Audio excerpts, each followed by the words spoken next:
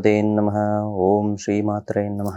ಈ ಸಂಜೆ ವಾಹಿನಿಯಲ್ಲಿ ವೃಷಭ ರಾಶಿಯಲ್ಲಿ ಜನನವಾಗಿರುವಂತಹವ್ರಿಗೆ ಸೆಪ್ಟೆಂಬರ್ ತಿಂಗಳಲ್ಲಿ ಯಾವ ರೀತಿಯಾದಂತಹ ಶುಭ ಅಶುಭ ಫಲಗಳಿರುತ್ತೆ ಅನ್ನೋ ಒಂದು ವಿಚಾರದ ಬಗ್ಗೆ ನಾನೊಂದಷ್ಟು ಚಿಂತನೆಗಳನ್ನು ನಿಮ್ಮ ಮುಂದೆ ಇಡಕ್ಕೆ ಬಂದಿದ್ದೀನಿ. ಮೊದಲನೇದಾಗಿ ಗುರುವಿನ ಬಲ ಅಂತ ಹೇಳ್ತೀವಿ. ಯಾವುದೇ ಒಂದು ರಾಶಿಯಲ್ಲಿ ಗುರುವಿನ ಬಲ ಅತಿ ಮುಖ್ಯವಾಗುತ್ತೆ. ಆದರೆ ವೃಷಭ ರಾಶಿಯವರಿಗೆ ಸ್ವಲ್ಪ ಗುರುವಿನ ಬಲ ಕಮ್ಮಿ ಇದೆ. ಕಮ್ಮಿ ಇರೋದ್ರಿಂದ ಏನಪ್ಪ ಸಮಸ್ಯೆಗಳು ಸಣ್ಣ ಪಟ್ಟದ್ದು ಏನಿರುತ್ತೆ ಅಂದರೆ, ಅಂದುಕೊಂಡಂತಹ ಕೆಲಸ ಕಾರ್ಯಗಳು ಶೀಘ್ರವಾಗಿ ನಡೆಯೋದಿಲ್ಲ.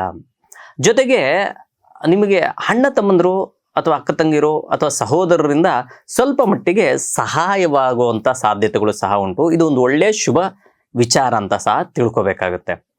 ಇನ್ನು ಮಾತಿನ ವಿಚಾರದಲ್ಲಿ ಸ್ವಲ್ಪ ಅಲರ್ಟ್ ಆಗಿದ್ರೆ ತುಂಬ ಒಳ್ಳೆಯದು ವೃಷಭ ರಾಶಿಯವರು. ಯಾಕಂದರೆ ಮಾತಿನಿಂದ ಸ್ವಲ್ಪ ಮಟ್ಟಿಗೆ ನಿಷ್ಠೂರ ಆಗುವಂಥ ಸಾಧ್ಯತೆಗಳು ಸಹ ಉಂಟು. ಮಕ್ಕಳ ಓದಿನ ವಿಚಾರದಲ್ಲಿ ಸ್ವಲ್ಪ ಗಮನ ಹರಿಸ್ಬೇಕು. ಯಾಕಂದರೆ ಸ್ವಲ್ಪ ಮಟ್ಟಿಗೆ ಮಕ್ಕಳು ಹಠ ಹಿಡಿಯುವಂಥದ್ದಾಗಿರ್ಬೋದು, ಹೇಳಿದ ಮಾತು ಕೇಳದೇ ಇರುವಂಥದ್ದಾಗಿರ್ಬೋದು, ಓದೋ ವಿಚಾರದಲ್ಲಿ ಸ್ವಲ್ಪ ಹಿಂದೇಟ್ ಆಗುವಂಥದ್ದು, ಈ ರೀತಿಯಾದಂತಹ ವಿಚಾರಗಳನ್ನು ವೃಷಭ ರಾಶಿಯಲ್ಲಿ ಜನನವಾಗಿರೋರು ಗಮನ ಹರಿಸ್ಬೇಕಾಗುತ್ತೆ. ಇನ್ನು ವಿವಾಹಾದಿ ಶುಭ ಕಾರ್ಯಗಳಿಗೆ ಸ್ವಲ್ಪ ಮಟ್ಟಿಗೆ ಸುಮ್ಮನೆ ಇರೋದು ತುಂಬ ಒಳ್ಳೆಯದು. ಅಂದರೆ ಪ್ರಯತ್ನ ಮಾಡ್ತಾ ಇರಿ, ಆದರೆ ಅನುಕೂಲ ಆಗೋ ತನಕ ಖಂಡಿತವಾಗ್ಲೂ ಅದ್ರ ಬಗ್ಗೆ ಚಿಂತೆ ಮಾಡೋಕೆ ಹೋಗಬೇಡಿ. ಮಿಕ್ಕೆಲ್ಲ ವಿಚಾರಗಳಲ್ಲಿ ಅಂದರೆ ನೀವು ಮಾಡುವಂತಹ ಉದ್ಯೋಗದಲ್ಲಾಗಿರ್ಬೋದು, ಸ್ವಲ್ಪ ಮಟ್ಟಿಗೆ ಹಣಕಾಸಿನ ವಿಚಾರದಲ್ಲಾಗಿರ್ಬೋದು, ಅಥವಾ ಆಸ್ತಿ ವಿಚಾರದಲ್ಲಾಗಿರ್ಬೋದು, ಸಾಧಾರಣವಾದಂತಹ ಶುಭ ಫಲಗಳನ್ನು ಖಂಡಿತ ಈ ಮಾಸ ಕಾಣ್ಬೋದು.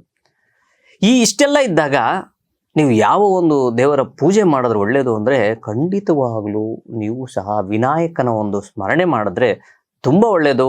ಓಂ ಗಂ ಗಣಪತಿ ಎನ್ನುವ ಅಂತ ಮಂತ್ರವನ್ನು ನೀವು ಪಠನೆ ಮಾಡಿದ್ರೆ ಅದ್ಭುತವಾದಂತಹ ಫಲವನ್ನು ಕಾಣಬಹುದು. ವೃಷಭ ರಾಶಿಯಲ್ಲಿ ಜನನವಾಗಿರೋರಿಗೆ ಆ ಪರಮಾತ್ಮನು ಆಯುಷ್ಯ, ಆರೋಗ್ಯ, ಸಂಪತ್ತು, ಸಂತೋಷ, ನೆಮ್ಮದಿಯನ್ನು ದಯಪಾಲಿಸಲಿ ಅಂತ ನಾನು ಸಹ ಬೇಡ್ಕೊತೀನಿ.